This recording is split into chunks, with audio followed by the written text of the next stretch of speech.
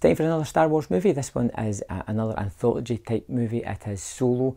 This is the second sort of standalone story, and it is a tale of the young Han Solo, a movie that nobody really asked for. It was kind of marred during its production as well because of the original directors that were removed from the project and replaced by Ron Howard, which is normally a really bad sign. But if Ant-Man taught us anything, it's that these movies can survive that kind of change. You know, Ant-Man was missed out on Edgar Wright, but it was still a very interesting movie, a really fun movie. And I was hoping going into Solo that, you know, you would still have the basis of a fun movie there.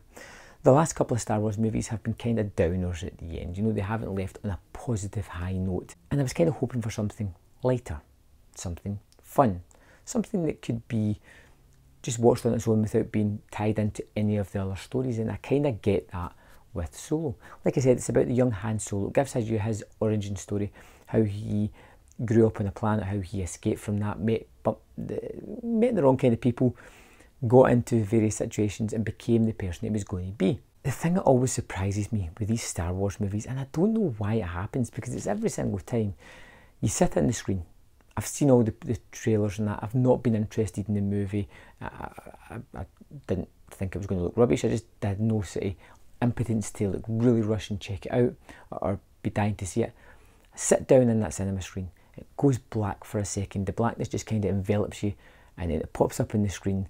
A long time ago in a galaxy far, far away. That blue writing on the black, it just does something. It just fills you with instant hope and satisfaction, and you know that you're in good hands, and it brings with you all the memories of the other movies that you've saw, and just gives you that hope that you're going to see something that is genuinely interesting and fun.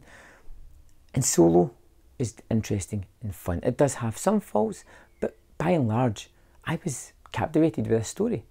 And I think one of the faults I'm going to focus on first is the fact that it's a little bit forgettable. You know, it doesn't stand in the grander scheme of things. It doesn't connect greatly to the other stories. It's a kind of standalone movie where the threat isn't world ending, galaxy ending. It is a personal tale of this young Han Solo. It's what's going to make him or break him. It's a threat to him. If he doesn't stop it, it's not going to wipe out a planet, a few planets, a galaxy, whatever. It's a personal story, and I really loved that. I thought that was really interesting because it took the weight off it. You know, you kind of know roughly that Han Solo is going to be the character that we know and love at the end of this kind of movie. It's just getting him from A to B. And I felt that they did that in a really interesting fashion because they give you this adventure movie, and it really is, from start to finish, an adventure movie. They have like speeder chases, they have him meeting up with criminals to do this heist. It's a little bit of a heist movie, a little bit of a getting the gang together before they go and do this heist. He gets that mentor figure with Woody Harrelson's Tobias. You get this vaguely threatening bad guy, Voss, played by Paul Bettany, Paul Bettany, love the guy, and this voice character is almost like a bipolar. It's the fact that he's really nice and pleasant and horrible and murderous the next second, and it's just fun. This movie, the best thing I can say about this movie, is just a fun adventure movie. I am not the biggest Star Wars fan. I don't live or die on these kind of movies. I take them for what they are, and every time I'm just surprised by, you know, they've done it again. We get so many, like I was saying, actions that I get distracted there easily just by, I was thinking of some of the fun moments in the movie. You get these action set pieces that just kind of like move the story forward, and when I think about them, there is numerous amounts of these, and they all kind of like, you know, just raise the bar ever so slightly on this. You get all the little traits that make Star Wars Star Wars. You get these practical aliens that just kind of perpetrate all the scenes, and you can feel a little something tangible there, as if you could reach out and actually touch them, and they look cool, and some of them look like other aliens we've seen before in other Star Wars movies. There's musical cues all the way through this from other Star Wars movies. It is very much Star Wars is ingrained into it, while still being its own separate identity. You do get this meeting of Chewbacca and Han, and it's terrific.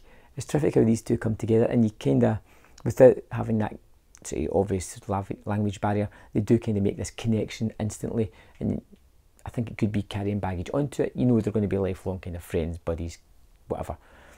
We get a young Lando who I think it is fantastic. It's well done. Glover plays it. I'm really really kind of off the page in this one. You know, he's all about the way he presents himself, the clothes, the way he acts. He is trying to be cool all the way through the movie, when I don't think he really has that in him, which is a nice take at that character. You know, he's trying to be laid back, trying to let as if nothing bothers him and as if he's in control of everything, but really deep down you know he's kind of not, and he's getting dragged along these cases and he's trying to get by on reputation alone.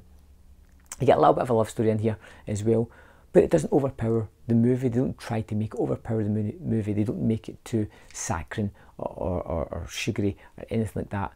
They give you little hints of it, you know, like, this is somebody that he's loved, but time has kind of changed the way these people look at each other, and that's just the way it's going to be. They may rekindle, they may not. But yeah, there's so many things I liked about this, from the Kessel Run, from the speeder chase at the start, from the way Han has the grenade at the start, which I thought was a hilarious little trope, but it's just kind of thing that kids would do, to him trying to get back to his love, to really creating this character. And I thought that Alden Ehrenreich did terrifically well. And you kind of, at the start of the movie, you're watching for the kind of mannerisms of Harrison Ford, but after a while you just start to go, you know what, this is the new Han, you forget about it, and he embodies the character the rest of the way through. I liked a lot about Solo. Really, there's very little that I didn't like about it. There are some small spots that just didn't sit right with me. There's a moment where one of the characters gets a trademark at the start that just felt a bit on the nose and just unnecessary. It's like a little bit tropey with the story because it's familiar stuff that we've seen before. Special effects look terrific. The idea of some of the action set pieces are exciting, kinetic. They keep you on the edge of the seat. The characters, it's lovely to see some of these characters get a beginning story where you didn't really ask for it or want it, you're getting it anyway, and it turned out to be pretty good. Yeah, Solo, a Star Wars story. I thought it was real fun. I gave it 4.5 out of 5. It's not quite up there. Maybe go down a little bit in another viewing, may go up a little bit in another viewing, we'll see, and I will definitely be going back to see this again. So I'd love to know your thoughts on Solo. Let me know in the comment box below, and I'll see you next time on Man vs. Film.